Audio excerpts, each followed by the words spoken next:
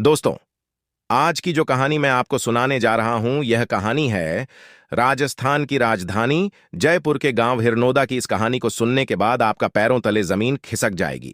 तो दोस्तों, चलिए आज की कहानी शुरू करते हैं। दोस्तों, रदिनेश वर्मा की शादी करीब 7 साल पहले हेमलता उर्फ हेमा से हुई थी। बाद में दिनेश 2 बच्चों का पिता बना। घर के खर्चे बढ़ गए, लेकिन दिनेश की कहीं नौकरी न लगी तो वह दूसरे काम करके परिवार का पालन पोषण करने लगा। हेमलता प्रतियोगी परीक्षा की तैयारी कर रही थी। यह बात 1 साल पहले की है। उसके पड़ोस में रहने वाला 26 वर्षीय योगेश वर्मा भी प्रतियोगी परीक्षा की तैयारी कर रहा था। योगेश उसका देवर लगता था। दोनों प्रतियोगी परीक्षा की तैयारी कर रहे थे। इस दौरान एक दूसरे के संपर्क में आए। दिनेश सुबह काम पर घर से चला जाता था, फिर वह शाम को ही घर वापस लौटता था। हेमा की सास अपने छोटे बेटे के पास सटे मकान में रहती थी। हेमा अपने दोनों बच्चों के साथ पूरे दिन घर में अकेली रहती थी। योगेश अक्सर दिनेश की गैर मौजूदगी में हेमलता के पास आकर प्रतियोगी परीक्षा की तैयारी करने लगा। दोनों सवाल जवाब करते और पढ़ाई करते। थोड़े दिनों तक साथ रहते रहते दोनों प्रतियोगी परीक्षा की तैयारी के साथ प्रेम परीक्षा की तैयारी में लग गए। योगेश वर्मा जब भी हेमलता के घर आता, वह हेमा को ही ताकता रहता था। एक दिन हेमा ने कहा, योगेश, तुम ऐसे घूर घूर कर क्या देखते हो? मैं कोई 8वां अजूबा हूं? सुनकर योगेश बोला, भाभी, आप इतनी खूबसूरत हैं, मगर देखो कहां ऐसे आदमी के पल्ले बंधी हैं जो दिन में काम और रात में शराब पीकर अपने में ही मस्त रहता है। उसे आपकी परवाह नहीं है। यह किस्मत का खेल है योगेश, इसमें किसी का दोष नहीं है, हेमा ने उदास स्वर में कहा। इस पर योगेश बोला, किस्मत बनाना और बिगाड़ना खुद के हाथ में होता है। आप चाहो भाभी तो आपकी और मेरी किस्मत संवर सकती है। योगेश बोला, वो भला कैसे? वह चौंकते हुए बोली, भाभी, मैं आपसे प्यार करता हूं। मुझे आप बहुत अच्छी लगती हैं। जब मैं आता हूं तो रूप की रानी को ही देखता रहता हूं। योगेश ने कहा, अच्छा, तो ये बात है। ऐसे में ये सब सोचना पाप है, हेमलता ने समझाते हुए कहा। योगेश ने उसी वक्त एक और तीर चलाया, आपको देखकर लगता नहीं कि आप 2 बच्चों की मां हैं। योगेश ने कहा तो हेमा मुस्कुरा पड़ी। तभी योगेश ने कहा, भाभी, आई लव यू। कहने के साथ योगेश ने हेमा को बाहों में भर लिया। हेमा ने दिखावे के लिए नानुकूर की, मगर उसका मन भी योगेश की बाहों में झूलने का था।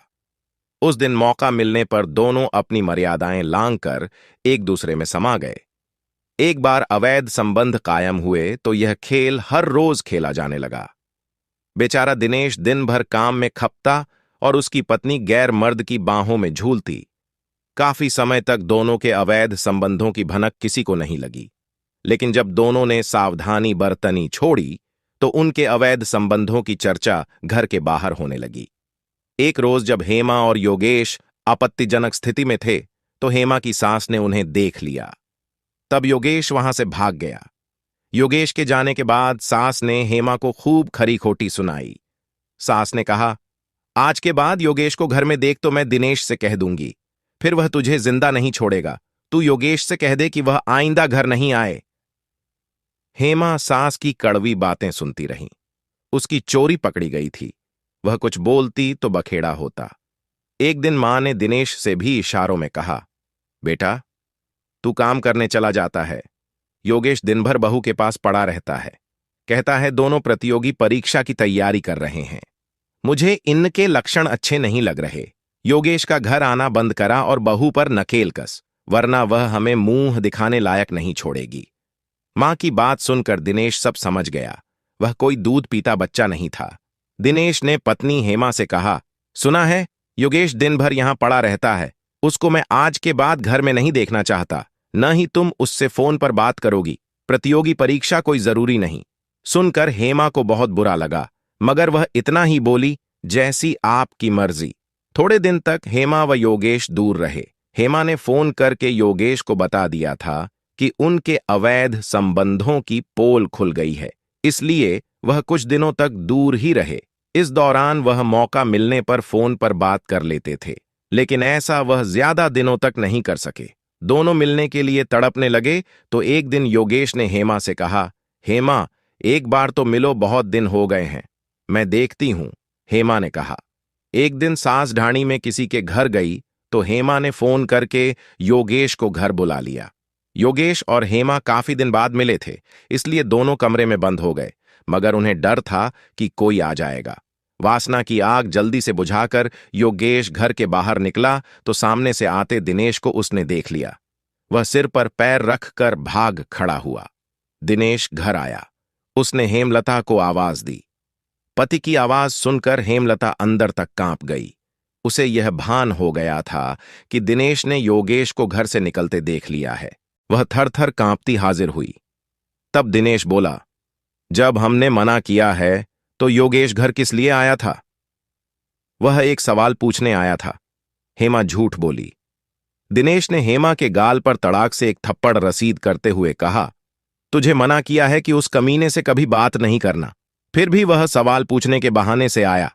आज आखिरी बार कह रहा हूं कि सुधर जा, नहीं तो। दांत पीसकर दिनेश बोला तो हेमा डर गई। वह बोली, दोबारा कभी गलती नहीं होगी, आज माफ कर दें। दिनेश ने कहा, ठीक है, यह बात 1 माह पहले की है।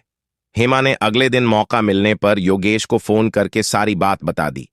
हेमा ने कहा, योगेश, अगर तुम मुझे प्यार करते हो तो दिनेश को रास्ते से हटाना होगा या फिर मुझे भूलना होगा। सुनकर योगेश बोला, मैं तुम्हें हरगिज नहीं भुला सकता, इसलिए दिनेश को ही रास्ते से हटाते हैं। उसके बाद हेमलता और योगेश ने दिनेश की हत्या की साजिश रची। साजिश के तहत दिनेश की हत्या करके उसे आत्महत्या का रूप देना था। 1 महीने से दोनों मौके की ताक में थे। बुधवार 3 मार्च 2021 को योगेश बाजार से 2 चाकू खरीद लाया। उनमें से एक तेज धारदार था और दूसरा सब्जी काटने वाला छोटा चाकू था। ये चाकू हेमलता के घर में छिपा दिए। 4 मार्च 2021 की शाम को दिनेश वर्मा ने शराब पी। शराब का नशा हावी हुआ तो वह खाना खाकर कमरे में जाकर बिस्तर पर सो गया। हेमा ने फोन करके योगेश को बता दिया कि दिनेश शराब पीकर सोया है। आज रात उसका काम तमाम करना है। आधी रात के बाद करीब 1 बजे योगेश छिपता हुआ दिनेश के घर आया। हेमा ने कमरे का दरवाजा खोला। दिनेश नशे में सो रहा था। योगेश ने हेमा से चाकू लिया और दबे पांव चलकर दिनेश के बेड के पास पहुंच गया। एक पल की देर किए बगैर योगेश सोते हुए दिनेश की छाती पर चढ़ बैठा। दिनेश के दोनों हाथ योगेश ने अपने पैरों से दबा दिए। हेमलता अपने पति के पैरों पर चढ़ बैठी। दिनेश नींद से जागता उससे पहले ही योगेश ने तेजधार चाकू से उसका गला रेत दिया। दिनेश नींद में थोड़ा छटपटाया और मौत की नींद सो गया। फिर हेमा ने छोटा चाकू दिनेश के बहते खून में डुबोया और वहीं रख दिया। योगेश गला रेतने वाला चाकू लेकर हेमा से यह कहकर कि थोड़ी देर बाद रोकर बताना कि दिनेश ने खुदकुशी कर ली है। इसके बाद रात करीब 2:30 बजे हेमा ने रोना शुरू किया तो सास, चाचा, ससुर एवं पड़ोस के लोग आए। इसके बाद हेमा ने सभी को नियोजित कहानी बताई। पुलिस को संदेह हुआ तो उन दोनों से पूछताछ की और हत्या का राज खोल दिया। योगेश की निशानदेही पर पुलिस ने हत्या में प्रयुक्त चाकू भी बरामद कर लिया। पूछताछ पूरी होने पर हेमा और योगेश को पुलिस ने कोर्ट में पेश किया, जहां से दोनों को जेल भेज दिया गया। तो दोस्तों, समाज में इस तरह की घटनाएं होती रहती हैं, इसलिए अपने परिवार को सुरक्षित रखें, सतर्क रहे। जय हिंद, जय भारत।